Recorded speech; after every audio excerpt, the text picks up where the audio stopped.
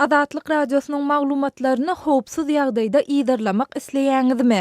Azatlyk radiosu bilen habarlaşyp, öz sebitiňizde bolýan ýagdaýlar, başdan geçirýän meseleleriniz barada howpsuz ýagdaýda maglumat bermekçimi? Onu öz mobil telefonuňyza Telegram tilsimini indirin we Azatlyk radiosynyň sahypasyna ýazylyň.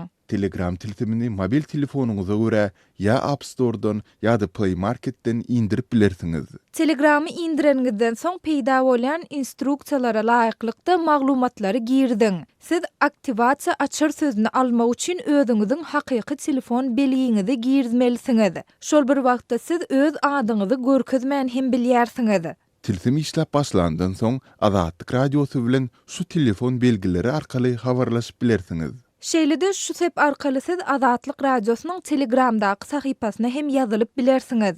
Hat howpsuz söhbetleşlik üçin siz secret chat, gizlin chat mümkinçiligi bilen hem peýdalanyp bilýärsiňiz.